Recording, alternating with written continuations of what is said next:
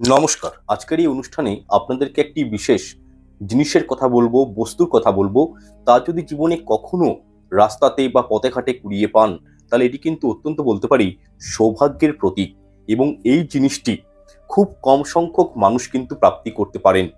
অনুষ্ঠানটি খুবই আজকের গুরুত্বপূর্ণ হতে চলেছে এবং বিষয়টি আমি মনে করি পার্সোনালি প্রত্যেকের জেনে রাখা উচিত। তাই অনুরোধ করব যে অনুষ্ঠানটির শেষ পর্যন্ত থাকুন। শুধু তাই নয়, এই বিশেষ জিনিসটি রাস্তায় কুড়িয়ে পেলে আপনাদের জীবন থেকে এইটুকুনটি জেনে রাখুন, যাবতীয় আর্থিক সমস্যাগুলি থেকে আপনারা কিন্তু খুব সহজেই রেহাই পাবেন, বেরিয়ে আসতে পারবেন এবং নিজের জীবনে অগ্রগতির পথগুলো কিন্তু অত্যাধিকভাবে প্রশস্ত হবে। দেখুন, আমরা প্রত্যেকেই কিন্তু কঠোর পরিশ্রম করে থাকি। কেন? যাতে করে পারিবারিক জীবনে সুখ শান্তি থাকে এবং বিপদ আপদে বা রোগ জ্বালাতে যেন হাতে টাকা পয়সা একটু থাকে, যাতে করে খারাপ সময়টির মোকাবেলা আমরা করতে পারি। এর জন্য কিন্তু অর্থের প্রয়োজন। আর এই কারণে আমরা কিন্তু দিন রাত এক করে কঠোর পরিশ্রম করি, যাতে করে জীবনটাকে একটু উপভোগ করা যায়। আর বাস্তবে এটাই যে আজকের দিনকাল যা, এই দিনকালে অর্থ ছাড়া সত্যি বলতে আমাদের এই সমাজে না রয়েছে মান সম্মান, না রয়েছে সুখ শান্তি। তাই আমাদের জৈবিক চাহিদাগুলো, ডিজায়ারগুলো পরিচালনা করার জন্য, ফুলফিল আপ করার জন্য এবং জীবনে সুখ শান্তিতে থাকার জন্য অর্থের ভূমিকাটা কিন্তু অত্যন্ত বেশি। আচ্ছা দেখুন, আপনারা যদি কখনো রাস্তার মধ্যে বা রাস্তার ধারে, মূল বিষয়টি বলছি, মন দিয়ে শুনুন, টাকা পয়সা পড়ে থাকতে দেখেন, তো সেক্ষেত্রে এই সংকেতটি আপনাদের জীবনে কি বহন করে নিয়ে আসে, বা সেই টাকা আমাদের নেওয়াটা কি আদৌ উচিত না অনুচিত, বা কি করণীয়, এই প্রত্যেকটা বিষয় কিন্তু আজকের এই অনুষ্ঠানে আপনাদেরকে প্রদান করব। দেখুন, আমাদের প্রত্যেকের জীবনে কখনো না কখনো এমনটা নিশ্চয়ই হয়েছে যে রাস্তায় টাকা পয়সা হয়তো কুড়িয়ে পেয়েছি। সেটা মেবি কয়েন হতে পারে, নোট হতে পারে, এবং সেই অর্থকে আমরা দেখা মাত্রই চট করে রাস্তা থেকে তুলে নিয়ে যেতে চাই, তাই তো? কিন্তু এখানে প্রসঙ্গটা হলো যে রাস্তায় টাকা পয়সা কুড়িয়ে পেলে এটা কোনো শুভ সংকেত না কোনো অশুভ সংকেত আমাদের জীবনে বহন করে নিয়ে আসে, সেটা প্রথমে কিন্তু আমাদের প্রত্যেকের জানা উচিত। বা অনেকেই বলেন টাকা পয়সা কুড়িয়ে পেলে কোনো ভিক্ষুককে দিয়ে দেওয়া উচিত, বা কোনো মন্দিরে গিয়ে দান করে দেওয়া উচিত, ইত্যাদি ইত্যাদি। দেখুন, হিন্দু ধর্মে অর্থ অর্থাৎ এই টাকা পয়সাকে লক্ষ্মীর প্রতীক হিসাবে গণ্য করা হয়ে থাকে। এই মতো অবস্থায় যদি আপনারা রাস্তায় অর্থ পড়ে থাকতে দেখেন, আর সেটা দেখেও যদি মনে করেন যে সে টাকাটা আপনি তুলবেন না, এবং না দেখার ভান করে সেখান থেকে যদি চলে আসেন, তাহলে জেনে রাখবেন এটা কিন্তু মা লক্ষ্মীর কোথাও না কোথাও অপমান করা।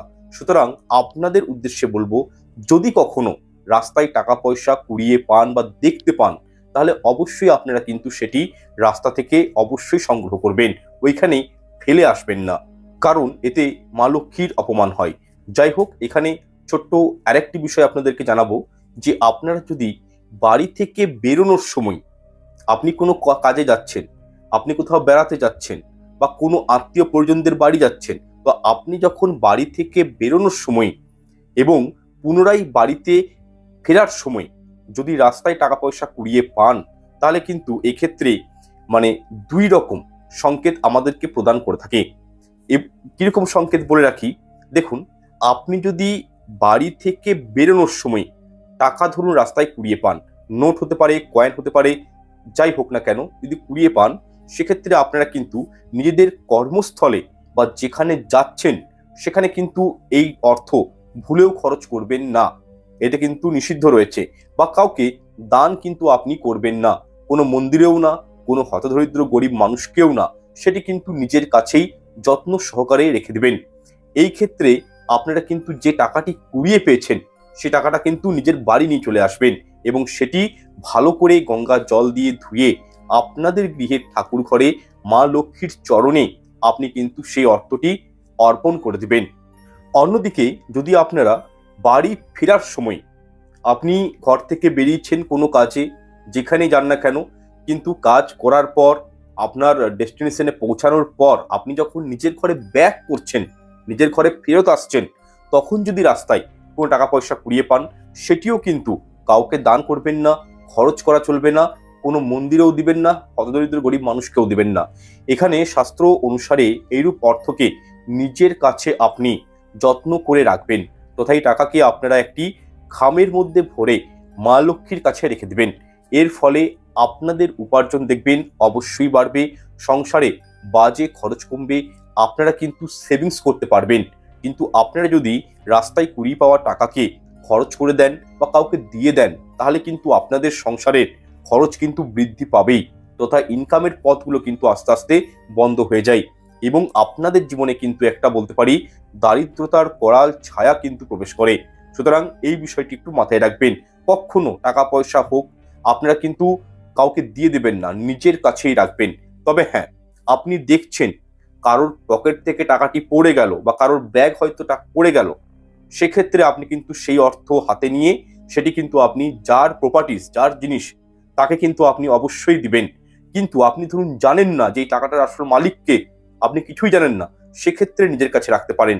তবে আরেকটা বিষয়, যদি ধরুন আপনি টাকাটা পেয়ে গেছেন, কোনো মানি ব্যাগ পেতে পারেন, মহিলাদের পার্স মানে কুড়িয়ে পেতে পারেন, বা হয়তো নোট হয়তো বা কয়েন আপনি কুড়িয়ে পেলেন, তাহলে সেক্ষেত্রে দেখুন আপনার কাছে যদি ইনফরমেশন থাকে যে এই টাকাটি হয়তো যে আসল মালিক সে খোঁজাখুঁজি করছে, তখন আপনি কিন্তু সেই মোটা অঙ্কের টাকা যদি কখনো পান, সেটা অবশ্যই থানার মাধ্যমে হোক বা মিডিয়ার মাধ্যমে যার অর্থ তাকে প্রদান করার চেষ্টা করবেন। কারণটা হচ্ছে কি, দেখুন হয়তো যে টাকাটি আপনি কুড়িয়ে পেয়েছেন সেই টাকাটি হয়তো মানে কোনো একটা এমার্জেন্সি কাজে লাগার জন্য হয়তো সেই ব্যক্তিটি এটিএম থেকে হোক বা ব্যাংক থেকে হয়তো তুলেছিল, বা হয়তো মেয়ের বিয়ের কারণে তুলেছিল, বা হয়তো কোনো কিছু একটা ভাইটাল কাজের জন্য তুলেছিল। সেখানে কিন্তু অবশ্যই থানা বা মিডিয়ার মাধ্যমে আপনারা কিন্তু সেই টাকাটা সেই মানুষটাকে ব্যাক করার চেষ্টা করবেন যদি কোনো মোটা অঙ্কের টাকা পান। কিন্তু যদি 2-5 টাকা পান বা হয়তো 100 টাকা বড়জোর পেলেন, 200 টাকা পেলেন, সেক্ষেত্রে কিন্তু যদি আপনি না জানেন যে এই টাকাটার আসল মালিককে, সেক্ষেত্রে কিন্তু টাকাটি নিজের কাছে রাখার চেষ্টা করবেন। যাই হোক, এরপর আপনাদেরকে জানাবো যে রাস্তায় টাকা পয়সা কুড়িয়ে পাওয়া এটি শুভ না অশুভ সংকেত সে সম্পর্কে। দেখুন, এক্ষেত্রে জ্যোতিষশাস্ত্র ব্যাখ্যা দিয়েছে যদি কেউ রাস্তায় টাকা পয়সা কুড়িয়ে পায় তাহলে তা অত্যন্ত শুভ সংকেত বলে শাস্ত্রে গণ্য করা হয়। কারণ জ্যোতিষশাস্ত্রই বলুন বা আমাদের ধর্মশাস্ত্র এই অর্থকে মা লক্ষ্মীর স্বল্পা বলে মনে করা হয়। তো সেক্ষেত্রে আপনারা যদি রাস্তাঘাটে অর্থকে কুড়িয়ে পান, তাহলে আপনাদের বুঝতে হবে যে আপনার উপর দেবী লক্ষ্মীর কৃপা কিন্তু বর্ষিত হয়েছে, অর্থাৎ মা লক্ষ্মী আপনার উপর ভীষণভাবে সন্তুষ্ট হয়েছেন। আর মা লক্ষ্মী সন্তুষ্ট হওয়া মানেই জেনে রাখুন জীবন থেকে যাবতীয় আর্থিক সমস্যাগুলো কিন্তু দূরীভূত হওয়ার সম্ভাবনা সৃষ্টি হয়ে যায় এবং একটা ভালো সময় আপনাদের জীবনে কিন্তু আসতে চলেছে। সুতরাং রাস্তাঘাটে টাকা পয়সা কুড়িয়ে পেলে তা কখনই অশুভ নয়, এটি কোথাও না কোথাও শুভ সংকেতকেই ইন্ডিকেট করে। যাই হোক, আরো একটি বিষয় বলে দিচ্ছি, ধরুন খুব সকাল ভোরবেলায় আপনারা হয়তো বাইরে কোথাও বেরিয়েছেন, মর্নিং ওয়াক হতে পারে বা নিজের কর্মের ক্ষেত্রে হতে পারে। তো সেক্ষেত্রে যাবার পথে হোক বা আসার পথে সেই সময় যদি আপনারা টাকা পয়সা কুড়িয়ে পান, তার মানে আপনাদেরকে বুঝতে হবে যে আপনাদের জীবনে সুখ শান্তি সমৃদ্ধি খুব তাড়াতাড়ি আসতে চলেছে। জীবনে আপনারা খুব তাড়াতাড়ি সফলতা পেতে চলেছেন এবং আপনাদের মনে যদি কোনো নতুন কার্য শুরু করার ইচ্ছা থাকে, সেটি কিন্তু আপনারা এইরূপ কোনো সংকেত পেলে তৎক্ষণাৎ শুরু করে দিতে পারেন।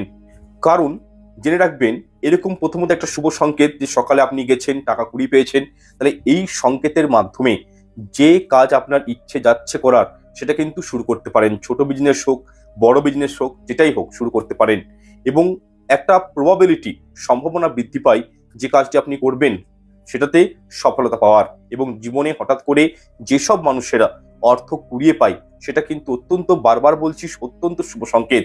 এবং আপনারা নতুন যদি কোনো কাজে অর্থ পাওয়ার পর শুরু করেন, সেই কাজে কিন্তু সাকসেস পাওয়ার প্রবাবিলিটি অনেকখানি বৃদ্ধি পায়।